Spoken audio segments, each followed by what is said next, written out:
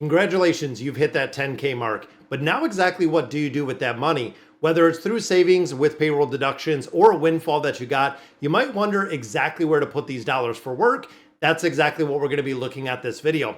Now, according to Empower, they surveyed 1,000 stockholders asking them exactly how they would utilize $10,000. So I hope there is a little bit more insight into what these experts are saying. So the first choice, buying stocks. This was the largest portion of investors or people that were surveyed, saying 35% of them would take that $10,000, investing it into stocks, but not just stocks themselves. They would particularly invest in only exchange traded funds or those ETFs that we absolutely love. Now, people should be investing in those low fees ETFs like we talked about before, diversifying equity index funds in that S&P 500, that VOO, whether there's consistency with market ups or downs, you will always come ahead when you look at long-term investing. Now, the second one they were talking about, funding your retirement accounts. This is huge. Being able to add more funds into those retirement accounts. 32% of all investors say that they would put additional money away for the long term. This could make a big difference whether it's 401k contributions, HSA contributions, or if it is IRA contributions. Retirement accounts are the most important investment you can make. When you start coupling in the compounding interest, it is an absolute game changer. For example, if you're in your late 40s and you're looking to retire by the time you're 65, if you're putting 10K away now and you're in your 40s and you have 60 or essentially 25 years until retirement, that can make an absolute game changer. Now, there was a small majority that focused on number three, investing in real estate. 8% of stockholders said they would invest all of that $10,000 they have right into real estate, which could be very good for the long term. Could not be a wise choice. That is someone who might need to access any of those funds in the entirety. For a lot of different places like Fundrise, the money is locked up for an extended amount of time. And if you are actually going in to actual real estate, the money is illiquid. This is the reason when it comes to, calculating your net worth, things of that nature, I do not include the value of a home because one, I feel like it's really overvalued what we're seeing right now. And two, you don't have access to those funds. When I start thinking about net worth and net worth calculators, the big thing that I focus on is what do you have access to? What do you have investment wise that you could actually do with that? Now, another small portion, 12% said they would take that 10,000 and just set it in cash. That's right. They would hold on to it in cash, which I do not recommend by any means. If you're sitting on cash, if you're sitting on a lot of cash, chances are you're losing money when it comes to inflation, when it comes to pretty much the economy, the stock market itself. You could be losing a lot of money when you're holding it in cash. Now, cash equivalent is kind of where I place all my money. That is the high yield savings accounts. That could be very short-term CDs. That could be something that is at least getting you a market leading rate when it comes to investing versus just parking it literally in cash. How and where you invest is really depending on your financial goals, where you want to have it. If someone is going to need the money within the next 2 years, I even say 2 to 3 years, there is no reason for that money to be invested into the market at all. And the final one we have in here, guys, investing in cryptocurrency. 4% of all of the owners said they wouldn't take that 10,000. They would put it into cryptocurrency to see where this investment would pay off. Now, if you're like me, if you're putting money into cryptocurrency, guys, know what you're investing into.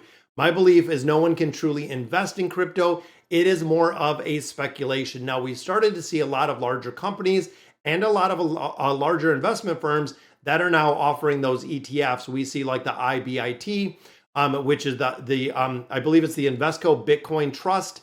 But overall, there are a lot of different ways to invest in cryptocurrency, or you can actually just go out to like Coinbase or Robinhood and buy the cryptocurrency yourself. But again, make sure you know exactly what you're investing in. Again, a lot of financial advisors and counselors say that when you're investing into crypto, it is really the Wild West out there because you never really know the value of it. But having a portion of the portfolio invested in it really does make sense to me. I put roughly 5% of my investment portfolio into cryptocurrency itself, just to make sure I do have some exposure, in particular to Bitcoin. As much as I like Ethereum, Solana, all of those other coins, really Bitcoin is going to be the global domination and has been the global domination, even kind of running it very similar to what we see with gold and the value that gold has in comparison to the value that Bitcoin does possess.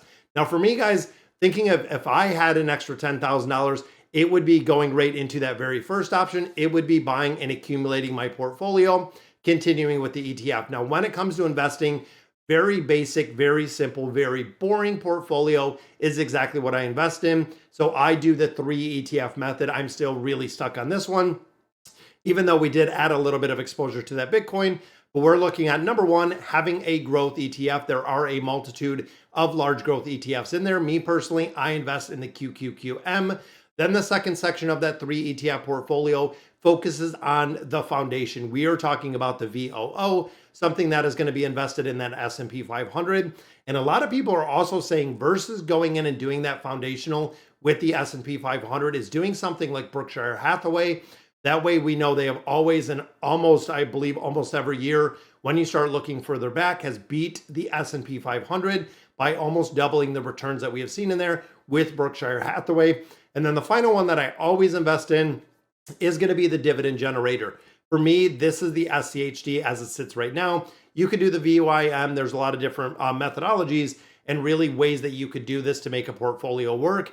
But honestly, you have something that is growth-based. You have something that is a lot more higher risk tech focused, which is huge. Now, again, that foundation, looking at the VOO, you could also go in there and do value versus something like the VOO that's market weighted, just for the simple fact that you do have that first portfolio or that first ETF, which is very heavily market weighted into the tech stocks, into those large companies within the S&P 500. And then, like I said, for that third one, when you start looking at income investor, this is going to be the dividend. This is going to be the generator, where when we see, like we have in 2025, a big pullback from tech, a big pullback kind of in the VOO in the market itself, the income generators do incredibly well when the market does pull back because they're more focused on the value of the company and the company that is providing dividends into the portfolio.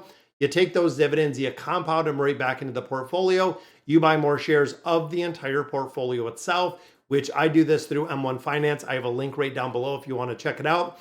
But I just literally start churning all of these, all of the dividends we're getting from a multitude of sources, going back in as well as contributions that I'm putting in there. So we're just looking to get to the moon. Now, people have said 1.24 million is the estimated what people would feel comfortable when it comes to retirement. So I don't know exactly what your magic number looks at, but when you look at getting and having that $10,000 in there, where exactly would you put your money out of these 5 choices? Again, mine would be buying the stocks. I fund the retirement accounts. That's always done all the time.